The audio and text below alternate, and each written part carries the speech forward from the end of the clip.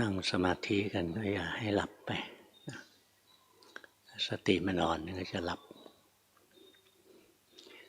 ตั้งใจมากก็แน่นๆดูให้มันสังเกตเอา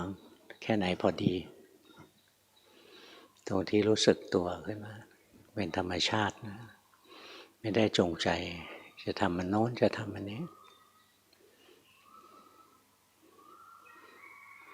อินทรีย์ทั้งห้าต้องเสมอกันศรัทธาก็จำเป็นในเบื้องต้นก็ต้องมีศรัทธาก่อนศรัทธา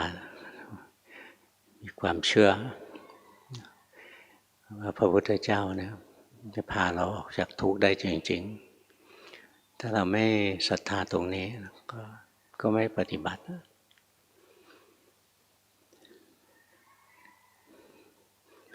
วิริยะก็ถ้าเรามีศรัทธาก็จะเกิดความเพียรขึ้นมามีความเพียรก็พยายามมีสติไปรู้สึกกายรู้สึกใจไปกำลังของสมาธิมันจะค่อยๆเพิ่มขึ้น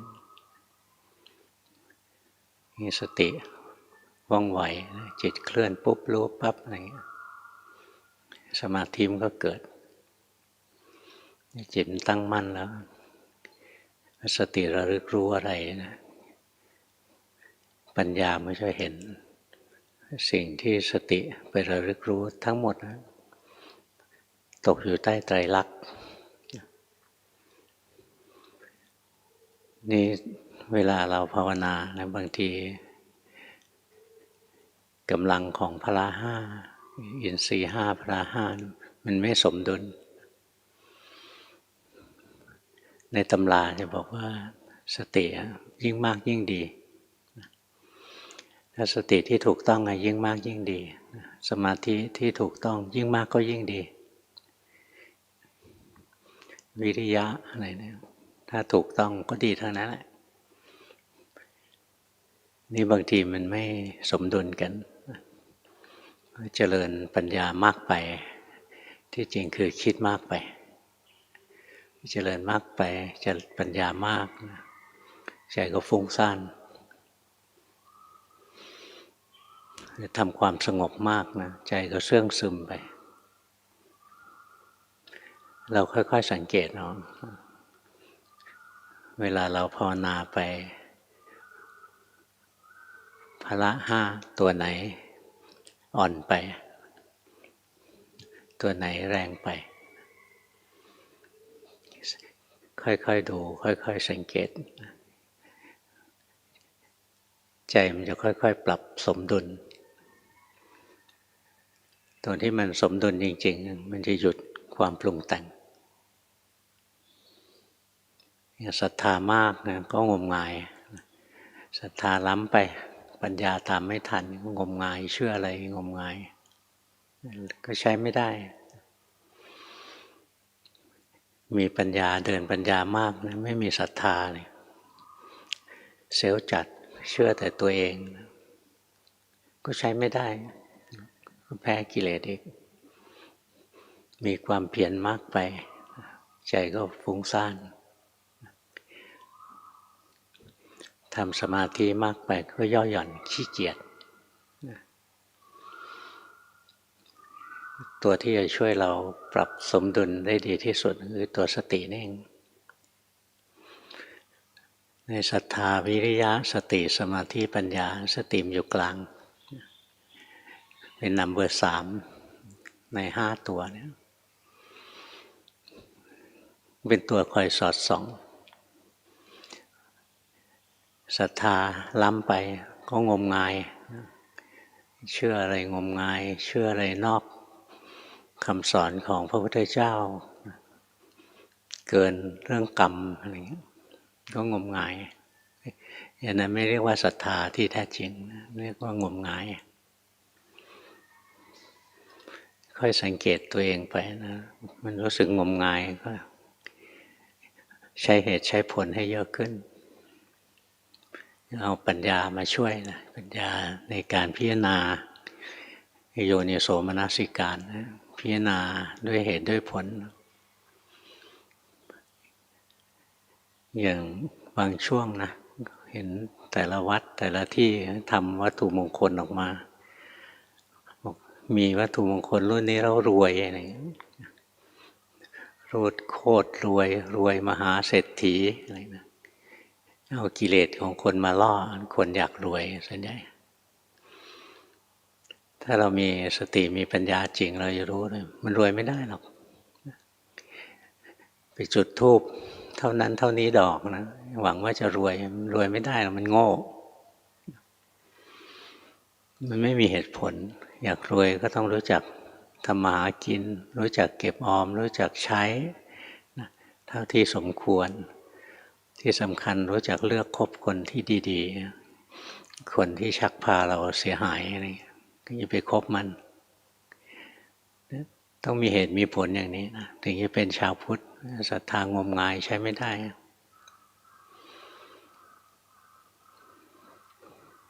ก็เอาโยนิโสมนสิการนะเอาตัวปัญญาตัวอะไรเนี่ยมากระนาบศรัทธางมงายให้มันลดลงบางทีเดินปัญญามากนะใจมันเซลล์จัดคิดไอ้นั่นก็รู้ไอ้นี่ก็รู้เซลล์จัดขึ้นมาก็ต้องอาศัยศรัทธามาช่วยพระพุทธเจ้านี่สอนเราให้กิเลสหนาอย่างนี้ภาวนาเราต้องลดละกิเลสไม่ใช่ภาวนาแล้วกูแน่กูหนึ่งกูเก่งอะไรเงี้ยเจริญปัญญามากนะ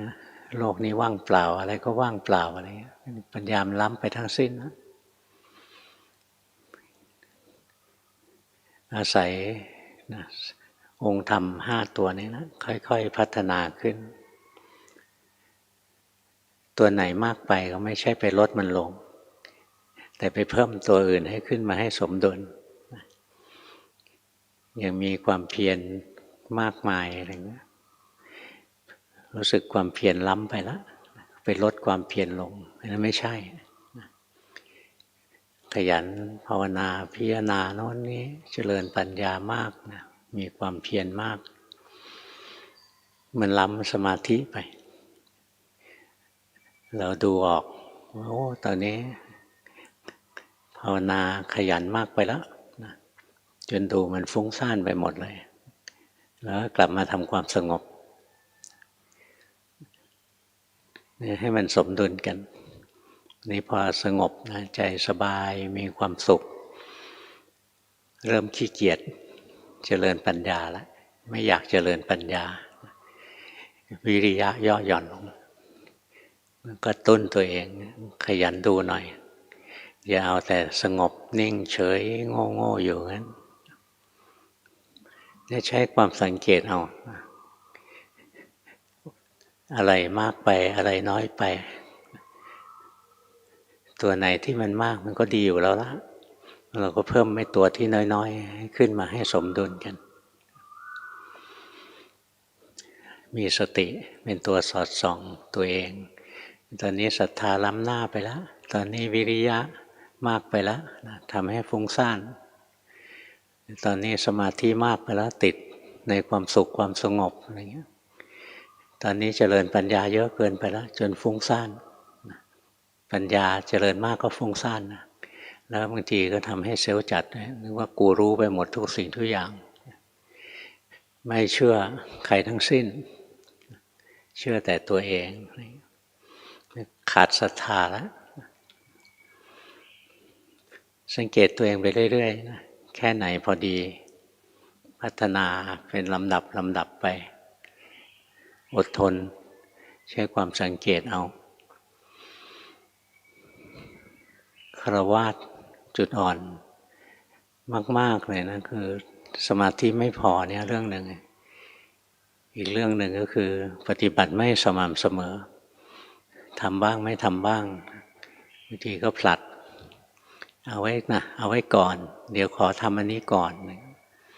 อย่างตั้งใจว่าทุกวันเราจะภาวนาทำในรูปแบบเวลาชั่วโมงอะไร เดี๋ยวตอนนี้กำลังมันดูซีรีส์ยังไม่จบเดี๋ยวขอก่อนเดี๋ยวดูหนังจบแล้วจะมาภาวนาอะไรดูหนังจบก็หมดแรงแล้วไม่ได้เรื่องหรอกใจไม่เด็ดเดี่ยวพอต้องอดทนจริงๆนะเส้นทางเนี้ยไม่ใช่เส้นทางที่คนขี้เกียจคนท้อแท้คนอ่อนแอจะเดินได้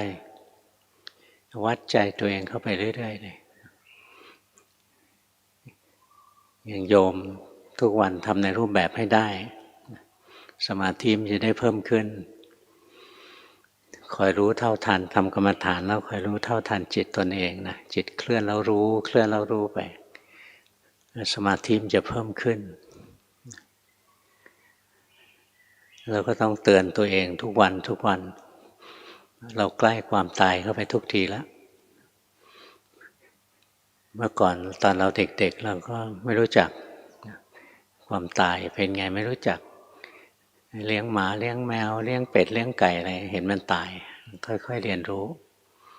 โตขึ้นมาก็เห็นผู้ใหญ่ตายอะไรโตขึ้นมาเรื่อยๆนะเห็นเด็กๆก็ตายได้เตือนตัวเองไปเรื่อยๆนะความตายมาถึงเมื่อไหร่ก็ไม่รู้อย่าขี้เกียจอย่าผลัดเวลาโน้นค่อยทำวันนี้ค่อยทำบางคนบอกว่าอายุ50แล้วจะค่อยภาวนา50เป็นวัยเรียกแย้มฝาโลงแล้วนี่ไปภาวนาอะไรยิ่ง60 70ไปแล้วนะภาวนาลำบากยิ่งแก่ยิ่งภาวนายากนะต้องอดทนมากเลยอย่างแก่ๆแล้วพอเริ่มภาวนาก็นั่งหลับแล้วถ้านั่งสมาธิก็หลับเดินจงกรมก็ปวดแข้งปวดขาเดินไม่ไหวตอนที่ยังหนุ่มยังสาวเอาเวลาไปหลงโลก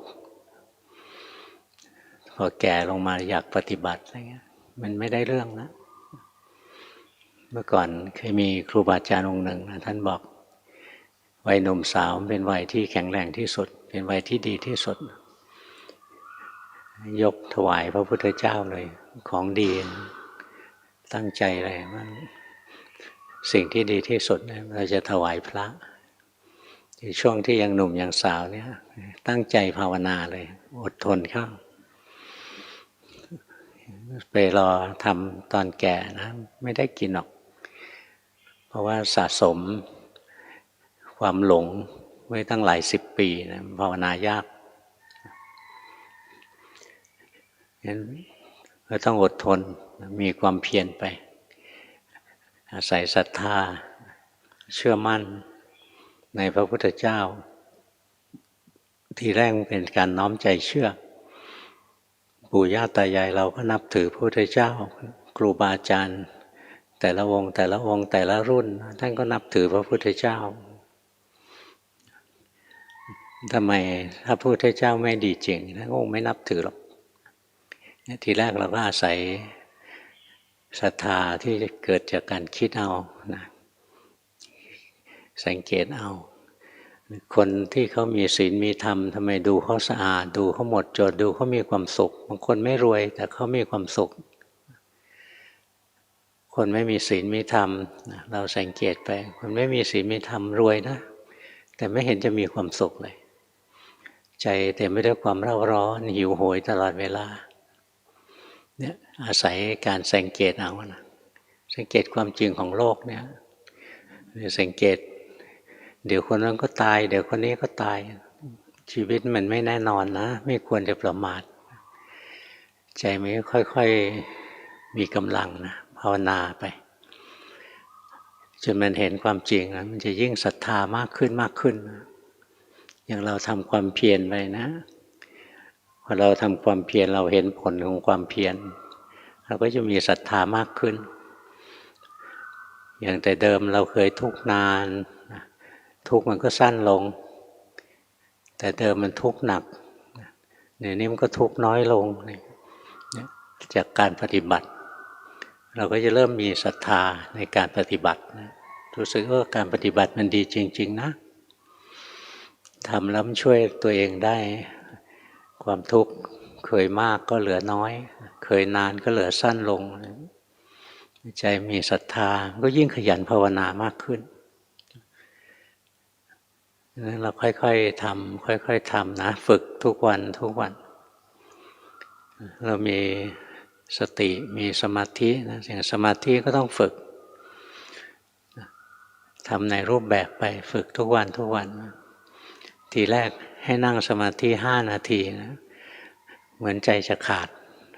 รู้สึกโอ้ยเหนื่อยเหลือเกินนั่งสมาธิ5 นาทีอดทนทำทุกวันทุกวันนะมีความอดทนมีความเพียรไปใจก็ค่อยๆสงบเข้ามามันเห็นนะว่าโอ้เราภาวนาเนี่ยใจมีความสุขนะความสุขเนี่ยไม่ต้องอิงอาศัยคนอื่นไม่ต้องอิงอาศัยสิ่งอื่นที่ไม่อิงอาศัยคนอื่นไม่อิงอาศัยสิ่งอื่นภาษาแขกเขาเรียกไม่มีอามิตรเป็นความสุขที่ไม่มีอามิตรเป็นความสุขด้วยตัวของตัวเองเป็นความสุขอย่างนี้นะไม่เสียเงินนะไม่ต้องเอาเงินไปซื้อความสุขไม่ต้องไปง้อใครไม่ต้องไปจีบใครมันมีความสุขมันมีความอิ่มมีความเต็มอยู่ในตัวเองพอภาวนาแล้วมันมีความสุขก็ยิ่งขยันภาวนาค่อยๆฝึกไปนี่ภาวนาไปนะค่อยๆสังเกตนะมันศรัทธาเรายิ่งเยอะขึ้นเยอะขึ้นดีงมงายไปเลยนะสำรวจตัวเองว่าตรงนี้มันงมงายนี่ว่าคิดว่านั่งสมาธิสงบไปเรื่อยๆแล้ววันหนึ่งมันจะเกิดมรรคผลพระพุทธเจ้าไม่ได้สอนอย่างนั้นท่านให้สอนให้ทำวิปัสสนากรรมฐานให้เรียนรู้ความจริงของรูปนามกายใจงั้นทำสมาธิเฉยๆไม่พอหรอกนี่อาศัยทั้งที่เราติดสมาธินะแต่เราอาศัยเราศรัทธาในพระพุทธเจ้าพระพุทธเจ้าสอนให้เราทำวิปัสสนากรรมฐานเราก็ทำเราทำอดทนทำเอาปัญญามันก็เกิดนี่พอธรรมชาติของนักปฏิบัตินะพอเจริญปัญญาแล้วเนี่ยมักจะทิ้งสมาธิอีกแล้วเจริญปัญญามากเข้านะโอ้ยรู้ไปหมดเลยอะไรๆก็ไม่เที่ยงไอ้นั่นก็ไม่ใช่เราอันนี้ก็ไม่ใช่เรานะกลายเป็นกูไม่มีกูคือยังมีกูอยู่แต่คิดว่ากูไม่มีกูเนี่ยปัญญามันล้ำหน้าไปแล้วฟุ้งซ่านเวลาที่เราเจริญปัญญาหรือทำวิปัสสนากรรมฐานเนี่ยถ้าปัญญามันล้ำหน้าแล้วมันจะเกิดวิปัสสนูปกิเลสขึ้นจะเกิดความสำคัญผิดต่างๆมี10 อย่างไปถาม Google ดูนะง่ายๆขี้เกียจเทศยาวนั้นเจริญปัญญาแล้วสมาธิไม่พอมันจะเกิดวิปัสสนูปกิเลสวิธีปฏิบัติไม่ใช่ทิ้งปัญญาวิธีปฏิบัติคือเพิ่มสมาธิขึ้นหันกลับมาทำสมาธินะเราไม่ทิ้งปัญญาหรอกแต่ว่าวางไว้ก่อนกลับมาทำสมาธิเพิ่มขึ้นจิตตั้งมั่นถึงฐานกลับไปเดินปัญญาใหม่มันจะคมกริบเลยคราวนี้ปัญญาจะเหมือนมีดคมปัญญาเนี่ยจะทำหน้าที่ตัดกิเลสตัดความเห็นผิดเป็นอำนาจของปัญญาทั้งหมดปัญญาล้ำหน้าไปนะไม่มีสมาธิหนุนหลังเหมือนมีดทื่อมีดไม่คมแล้วเอามีดทื่อๆไปตัดไม้นะปักปักปักปักไม่เป็นไรไม้เฉยๆก็ทำความสงบเข้ามาปัญญาจะเป็นมีดคมขึ้นมาการทำความสงบนะเป็นเครื่องรับปัญญานะถ้าเทียบปัญญาเหมือนมีดนะทำความสงบเข้ามามีดมันก็คมพอมีดมันคมเนี่ยเดินปัญญาต่อไปโดยที่ไม่ได้เจตนานะสติระลึกรู้รูประลึกรู้นามอะไรนะมันจะเห็นนะปัญญามันจะสอดส่องลงมาเห็นโอ้รูปนี้ก็แสดงไตรลักษณ์นามก็แสดงไตรลักษณ์ในส่วนก็ตัดสติเป็นตัวจับนะจับว่ามีอะไรเกิดขึ้นปัญญาเป็นตัวตัดเหมือนเรารวบอย่างชาวนาเขาเกี่ยวข้าวนะเดี๋ยวนี้ไม่ใช้เครื่องเกี่ยวแล้ว แต่ก่อนที่เกี่ยวด้วยมือเขาจะเอามือรวบข้าวนะเอาเขียวตัดสติเป็นตัวรวบปัญญาเป็นตัวตัดทำงานร่วมกันมีความเพียรมีสตินะมีศรัทธามีวิริยะมีสติมีสมาธิมีปัญญาสะสมของเราทุกวันไปเพื่อจะเข้าใจ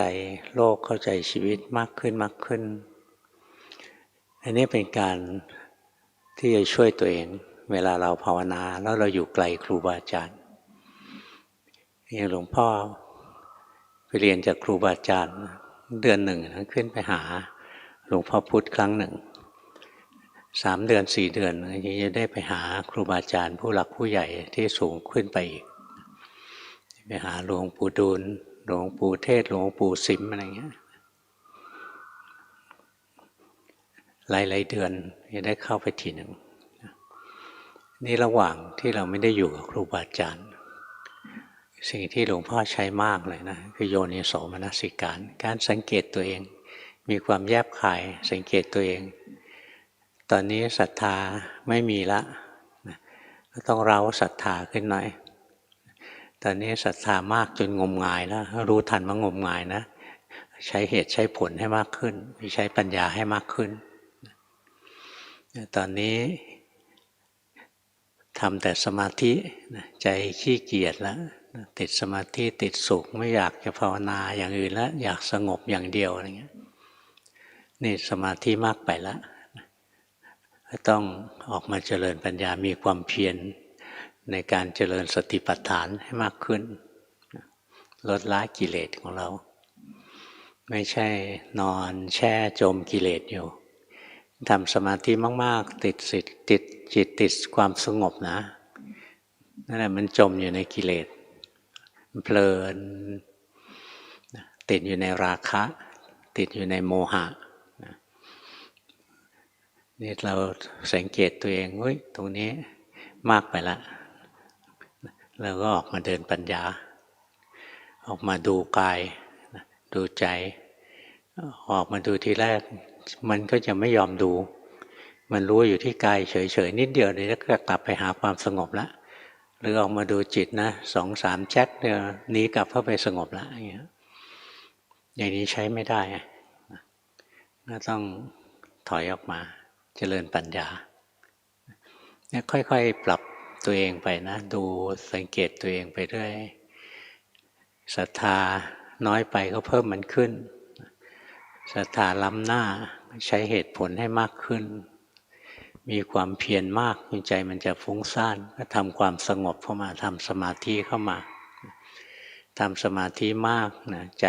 ติดในความสุขความขี้เกียจขี้คลานกระตุ้นตัวเองให้ต่อสู้กิเลสคือมีความเพียรขึ้นมาคำว่าวิริยะคือมีความเพียรแผดเผากิเลสต่อสู้กิเลสมีภาคความเพียรเจริญกุศลเรียกว่ามีความเพียรไม่ใช่นั่งนานนอนนานให้เดินนานอะไรอย่างนี้นะนานๆอะไรอย่างนี้เรามีความเพียรเยอะไม่ใช่หรอกคือถ้านั่งสมาธิโต้รุ่งเลยนะแต่แหมติดในความสุขนะนั่นไม่เรียกว่ามีความเพียรเพราะทำแล้วกิเลสไม่สะเทือนเลยตรงที่มีความเพียรมีวิริยะอย่างคำว่าวิริยะเนี่ยคือมีความเพียรละกิเลสที่มีอยู่นะเพียงมีความเพียรปิดกั้นกิเลสใหม่ไม่ให้เกิดขึ้นมีความเพียรทำกุศลที่ยังไม่เกิดให้เกิดมีความเพียรทำกุศลที่เกิดแล้วให้เจริญยิ่งขึ้นงั้นอย่างเราติดสมาธิอยู่เนี่ยเราก็สังเกตไม่เห็นเจริญตรงไหนว่างๆนิ่งๆหลวงพ่อก็เคยเป็นอย่างเนี้ยมีอยู่คราวหนึ่งภาวนา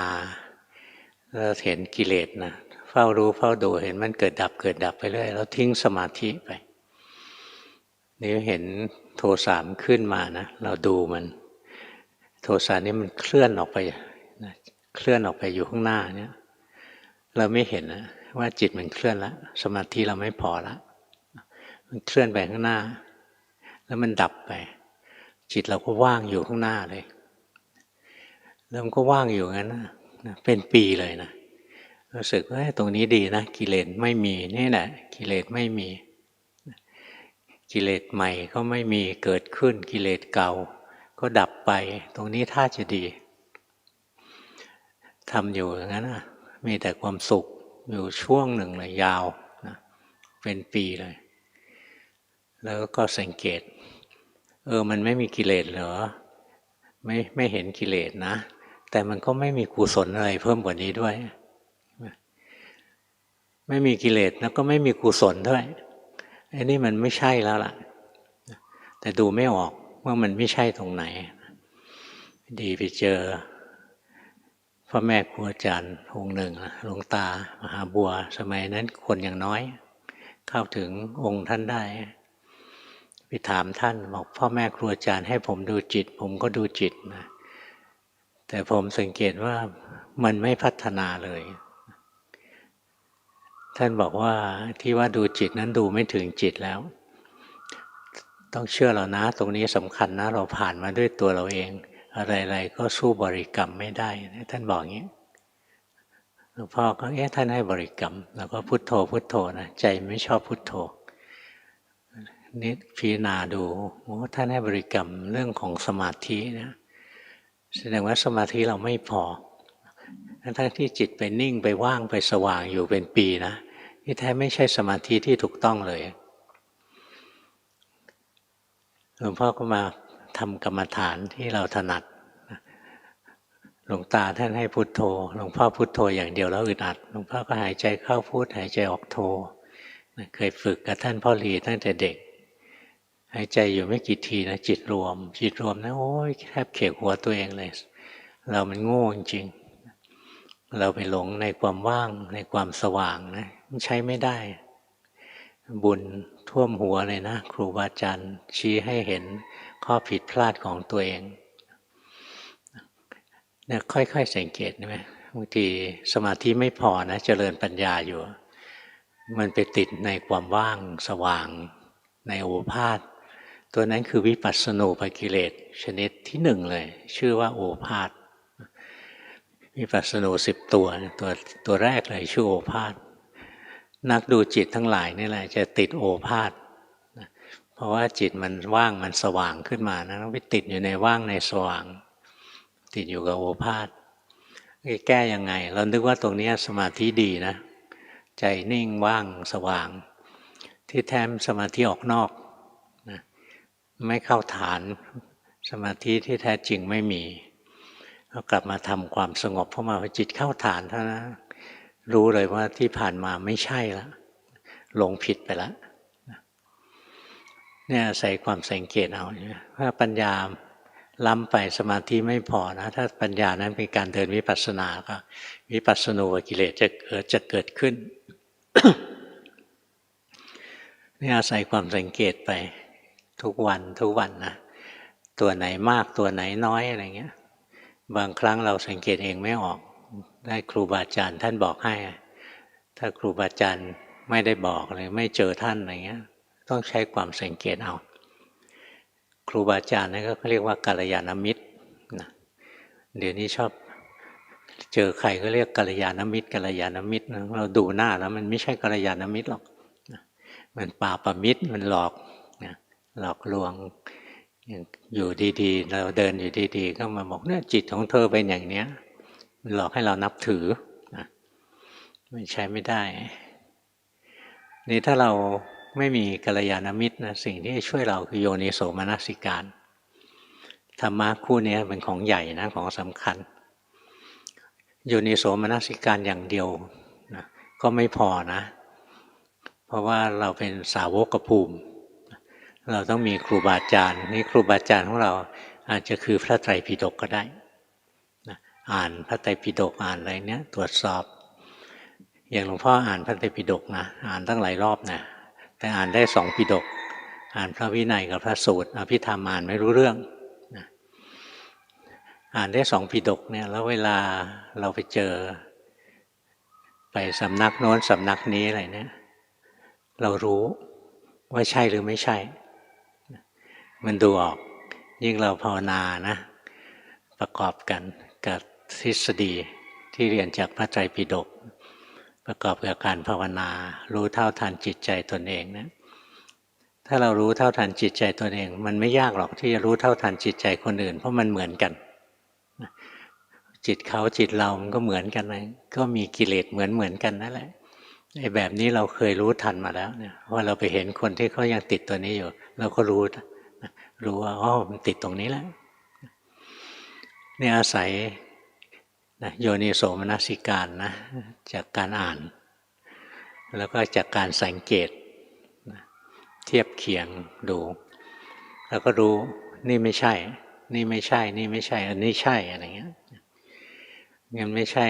ไปเจอใครสอนเรานะสอนสติปัฏฐานสี่กลางตำราสอนมันก็สอนเหมือนกันหมดแหละแต่พอถึงตัวสภาวะแท้ๆแล้วมันไม่เหมือนกันหรอกแต่ละองค์แต่ละคนนะ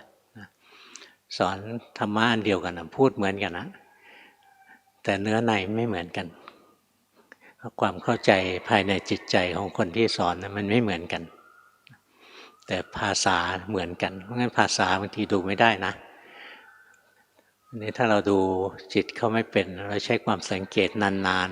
ๆใช้ความสังเกตระยะยาวเข้าไปอยู่ใกล้ๆสังเกตเอาแต่ไม่ใช่ไปจับผิดเขานะที่สำคัญคือดูตัวเองแต่ถ้าจะไปฟังใครเขาว่าวงนี้ดีท่านนี้ดีนะอาจารย์นี้ดีอะไรอย่างเงี้ยเราฟังแล้วไม่ยอมรับนะแล้วก็ไม่ปฏิเสธแกวนไว้ก่อนจนกว่าจะรู้ถ่องแท้งั้นก็โดนเขาหลอกไปเรื่อยๆเมื่อก่อนตอนหลวงพ่ออยู่เมืองการนะมีผู้ชายคนหนึ่งนะป่านนี้อยู่เราไม่รู้นะแก่ๆกว่าหลวงพ่ออีกแกมาบอกว่าเนี่ยแกมีอาจารย์เยอะเลยหาอาจารย์แต่ละองค์ของแกนี่นะทีแรกก็ว่าดีๆดังมากเลยแต่ละองค์สุดท้ายปราชิกทั้งนั้นเลยหลวงพ่อเลยบอกคุณก็ไปเรียนที่อื่นนะอย่ามาเรียนที่เราเลยประวัติไม่ดีเข้าสำนักไหนอาจารย์ปราชิกหมดเนี่ยพอดูไม่เป็นไม่รู้จักแยกแยะที่เชื่อตามกันบ้างอะไรบ้างคือไม่รู้จักสังเกตไม่มีโยนิโสไม่มีปัญญาไม่แยบคายในการที่คอยสังเกตนะโดยเฉพาะการสังเกตตัวเองนะสำคัญที่สุดศรัทธาล้ำหน้านะก็เจริญปัญญาขึ้นมาช่วยนะปัญญาล้ำหน้าไปแล้วนะก็อาศัยศรัทธามาช่วยอย่างก็เคยมีพระไปภาวนาอีท่าไหนก็ไม่รู้ในสำนักไหนก็ไม่รู้เหมือนกันเขาเคยเล่านะแต่หลวงพ่อไม่ฟังขี้เกียจจำไปภาวนาอยู่ไม่กี่วันนะเขาบอกได้โสดาแล้วพอได้โสดาแล้วก็มาหาหลวงพ่อเนี่ยจะมาอวดนะว่าได้โสดาแล้วท่านก็เล่าเนี่ยอาจารย์รับรองแล้วบอกอาจารย์รับรองแล้วหลวงพ่อว่าไงหลวงพ่อไม่ว่าหรอกนะก็เค้นเรานะเค้นหลวงพ่อบอกสังเกตสิเรายังเห็นขันธ์ห้านี้เป็นตัวเราของเราไหมยังเห็นไหมว่ามันเป็นตัวเราของเรายังไม่เท่าไหร่นะเห็นว่ามันคือตัวเราไม่เห็นเลยครับไม่ยอมดูไม่เห็นไม่มีอย่างนี้ไม่ดีละแก้ยากหมดศรัทธาแล้วนะโมโหหลวงพ่อเลยนะเลิกศรัทธาเลยเพราะว่าอาจารย์โน้นเขาบอกได้โสดามาหาหลวงพ่อบอกให้ไปดูซิยังมีตัวเราอยู่ไหมฟังแล้วทำไมไม่บอกว่าหมดแล้วนี่ทำไมไม่บอกว่าผมเป็นพระโสดาแล้วนี่เราบอกไม่ได้หน้าที่พยากรณ์เป็นของพระพุทธเจ้าเราบอกได้อย่างเดียวว่าไปดูกิเลสตัวนี้สิยังมีไหมถ้าบอกได้โสดานะแต่ว่าเราอย่างโน้นเราอย่างนี้นะมันมีความรู้สึกนะไม่ใช่คำพูดนะอย่างพระท่านพูดอาตมาอย่างโน้นอาตมาอย่างนี้นะนี่มีสองโทนไม่ใช่ตัวเสียงนะแต่ตัวความรู้สึกที่ใจของคนพูดเองอะอย่างว่าอาตมาอย่างนั้นอาตมาอย่างนี้มันมีตัวกูขึ้นมามีตัวเราอยู่จริงๆอันนี้ยังเป็นปุถุชนอยู่เพราะว่าสักกายทิฏฐิยังไม่ขาดมันยังมีเราอยู่อีกท่านหนึ่งท่านพูดอาตมาอย่างโน้นอาตมาอย่างนี้ เป็นแค่โมหารในใจท่านไม่รู้สึกว่ามีตัวเราไม่เหมือนกันนะภาษาพูดเหมือนกันนะแต่คุณภาพของจิตไม่เหมือนกันงั้นสิ่งเหล่านี้นะทางที่ดีที่สุดก็อย่าไปยุ่งคนอื่นเรียนของเราเองดูของเราเองกิเลสคนอื่นไม่สำคัญหรอกกิเลสที่สำคัญคือกิเลสของเราเองงั้นดูไปเรื่อยๆสังเกตขนาดหลวงพ่อนะว่าช่างสังเกตนะบางครั้งติดอยู่ตั้งนานใช่ไหมติดในความว่างความสว่างเนี่ยติดอยู่ตั้งนานเพราะเราอยู่ไกลครูบาอาจารย์เนี่ยค่อยๆภาวนามาเป็นลำดับนะยิ่งเราภาวนาเราเห็นผลของการปฏิบัติมากขึ้นเราจะยิ่งศรัทธาตรงที่ได้เป็นพระโสดาบันนั่นแหละศรัทธาของเราถึงจะบริบูรณ์ศรัทธาว่าพระพุทธเจ้ามีจริงพระพุทธเจ้าสอนธรรมะของจริงคนที่ปฏิบัติตามพระพุทธเจ้าเนี่ยสามารถเห็นธรรมะที่พระพุทธเจ้าสอนมีจริงคือพระสงฆ์สาวกก็มีจริงพระพุทธเจ้ามีจริงพระธรรมมีจริงพระสงฆ์มีจริงทำไมมันเชื่อว่ามีจริงเพราะรู้ด้วยตัวเองแล้วจิตของตนเองเป็นจิตพระสงฆ์แล้วทั้งที่ยังนุ่งกระโปรงอยู่หรือนุ่งกางเกงอยู่นะจิตมันเป็นพระสงฆ์ไปแล้วเห็นความจริงแล้วตัวตนไม่มีเนี่ยจะยิ่งศรัทธานะรู้เลยพระพุทธเจ้าพระธรรมพระสงฆ์มีจริงๆจะไม่มีความลังเลสงสัยจะละสักกายทิฏฐิได้ก็หมดความลังเลสงสัยในพระรัตนตรัยแล้วก็จะไม่ปฏิบัติแบบรูปคลำถือศีลบำเพ็ญพลดแบบงมงายนะบำเพ็ญพลดงมงายคิดว่าทำอย่างโน้นแล้วดีทำอย่างนี้แล้วดีก่อนจะนั่งกรรมฐานต้องจุดธูปเท่านี้ดอกปักทางนี้ทิศนี้อาทิตย์วันนี้เป็นวันอาทิตย์วันเสาร์อะไรเงี้ยถ้าวันเสาร์จุดธูปเท่านี้วันอาทิตย์จุดธูปเท่านี้วันเสาร์นั่งหันหน้าทิศนี้วันอาทิตย์อยู่ทิศนี้จะได้ไม่เจอกับผีหลวงนะผีอะไรก็ไม่รู้นะเนี่ยอย่างนี้งมงายงมงายถ้ายังงมงายอยู่ไม่ใช่พระโสดาบันเนี่ยเราสังเกตตัวเองนะเวลาวัดความก้าวหน้าอย่างเราพัฒนานะศรัทธาวิริยะสติสมาธิปัญญาเนี่ยค่อยๆพัฒนาไปศรัทธาเราก็แน่นแฟ้นยิ่งขึ้นนี่ถ้างมงายขึ้นมาสังเกตเอาเชื่องมงายเชื่อว่าเขาบอกว่าเราเป็นพระโสดาอะไรเงี้ยไม่เชื่อเขาแล้วสังเกตจริงๆละกิเลสที่พระโสดาบันละได้ไหมถ้าละไม่ได้มันก็ไม่ใช่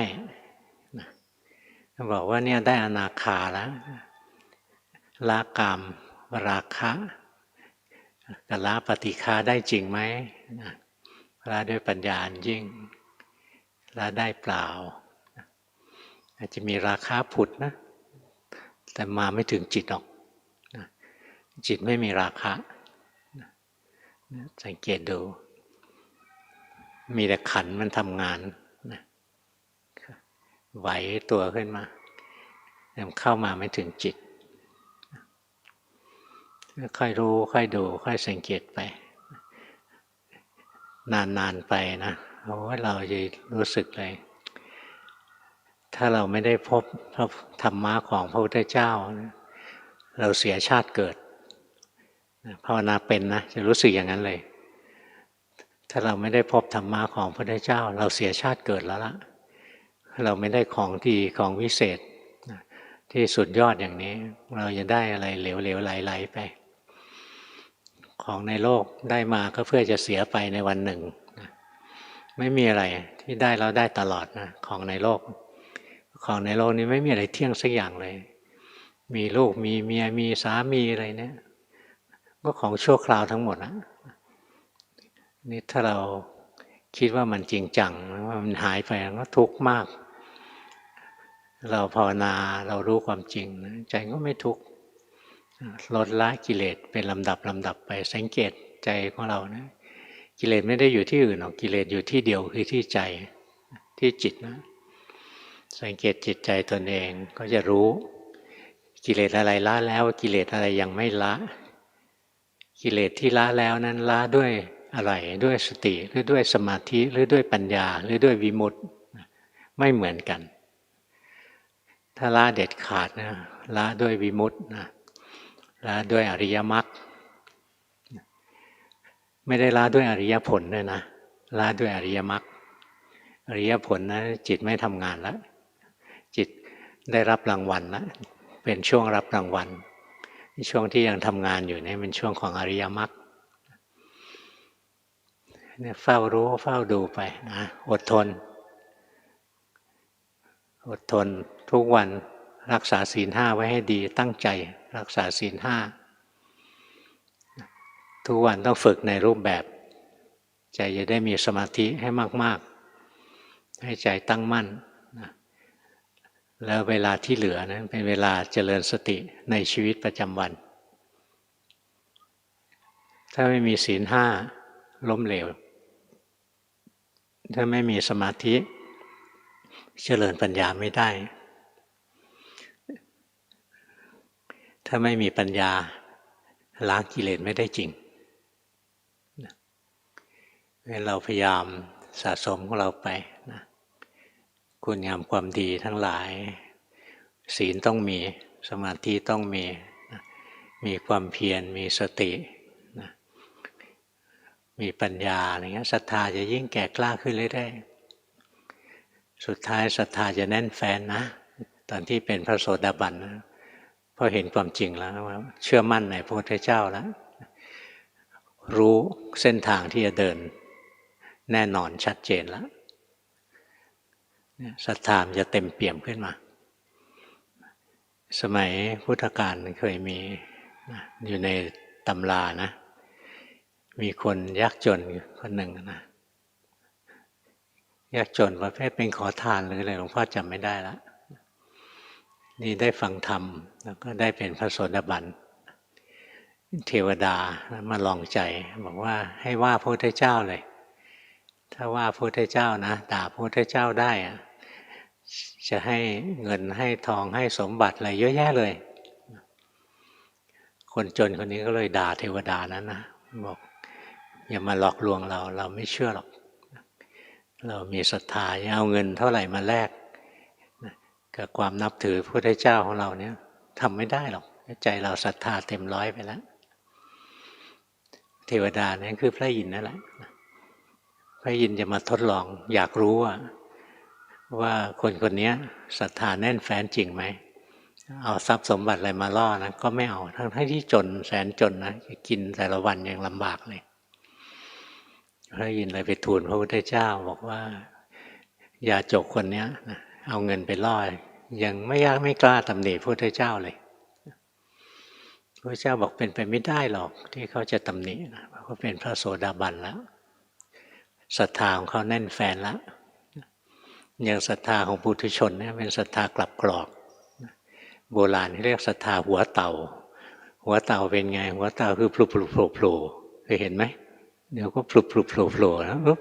หลบเข้ามาศรัทธาปุถุชนยังไม่สมบูรณ์หรอกอาศัยความเพียรนะอาศัยศรัทธาในเบื้องต้นพระพุทธเจ้าน่าจะดีนะถ้าไม่ดีคนก็ไม่นับถือมันตั้งหลายพันปีหรอกครูบาอาจารย์ปฏิบัติตามพระพุทธเจ้าแล้วดูท่านมีความสุขดูท่านสงบดูท่านผ่องใสอะไรน่าจะดีนะคำสอนของพระพุทธเจ้าค่อยๆมีศรัทธาแล้วก็เรามีความเพียรอดทนภาวนาไปมีสติดูกายดูใจเรื่อยไปให้ใจก็มีสมาธิมากขึ้นสติสมาธิสมบูรณ์ใช่ไหมปัญญามันก็เกิดพอวิริยะสติสมาธิสมบูรณ์นะปัญญามันจะเกิดถ้ามันสมบูรณ์เต็มที่วิมุตติมันจะเกิดอริยมรรคขึ้นงั้นถ้าเราศรัทธาในพระพุทธเจ้าจริงๆอะไรที่ท่านบอกให้ละก็ละเสียอะไรที่ท่านให้เจริญก็เจริญเสีย อย่างความผูกพันยิ่งโดยเฉพาะพระนะถ้าอย่างผูกพันรักใคร่ในทางโลกเลยนะยังกลับกรอกนะก็ต้องพยายามฝึกภาวนาให้มากๆนะตั้งใจให้เด็ดเดี่ยวต่อสู้ให้เข้มแข็งในวันหนึ่งเราก็ก้าวพ้นด่านหลอกลวงของมารทั้งหลายได้ถ้าเราไม่สู้เราก็จะแพ้มันตลอดนะ